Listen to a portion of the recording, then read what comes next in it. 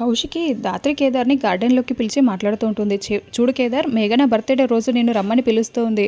నీ కోసం రమ్మని ఎన్నిసార్లు పిలిచినా కూడా నువ్వు నాతో పాటు బయట ఉన్నావని చెప్పి అసలు వెళ్ళొద్దు.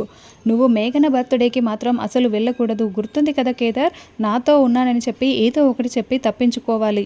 ముఖ్యంగా నాతో ఉన్నానని చెప్తే ఇక రమ్మని కూడా బలవంతం చెయ్యదు అని కౌశికి చెప్తే, అలాగే అక్క అని కేదార్ అంటాడు. ఇంకోవైపు నిషి, వైజయంతి మేఘనతో కారు దగ్గర నిలబడి మరీ మాట్లాడుతూ ఉంటారు.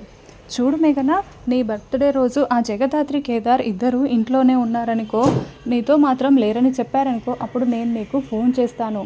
కేదార్ని రమ్మని బలవంతం చేయి.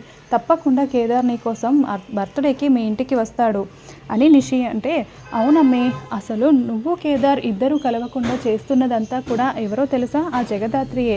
మీరిద్దరు కలవడం ఆ అమ్మాయి జగదాత్రికి అస్సలు ఇష్టం లేదు. మిమ్మల్ని విడదీసి మీ మధ్య దూరం పెంచడానికే ప్రయత్నిస్తూ ఉంటుంది అని వైజయంతి అంటే, కేదార్ నా ప్రాణం. కేదార్ లేకుండా నేను ఒక్క క్షణం కూడా బ్రతకలేను అని మేఘన చెప్తూ ఉంటుంది.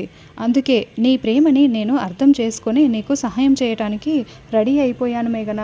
కాబట్టి కేదార్ని నువ్వు అస్సలు వదులుకోకూడదు. కాబట్టి నేను నీకు సహాయం చేస్తాను కదా. ఎట్టి పరిస్థితుల్లోనూ కేదార్ మీ ఇంటికి బర్త్డే పార్టీకి వచ్చే తీరతాడు. నేను అభయం ఇస్తున్నాను అని నిషి అంటుంది.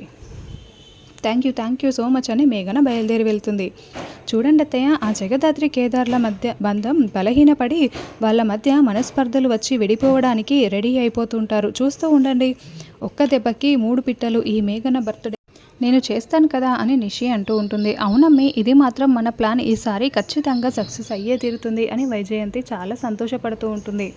చూడు కేదార్, జగదాత్రి, నేను ఎందుకు ఇలా చెప్తున్నానో మీకు అర్థమైంది కదా. మేఘన ఎంత దూరమైనా వెళ్తుందని నాకు అనిపిస్తోంది. అలా ఎవరికీ కూడా బాధ కలగకుండా చేయటానికే నేను మీ మంచి కోరి ఇదంతా చెప్తున్నాను అని అర్థమైంది కదా అని కౌశికి అంటే, ఇక దాత్రి తలదించుకొని అర్థమైంది వదిన అని చెప్తూ బాధపడుతూ ఉంటుంది.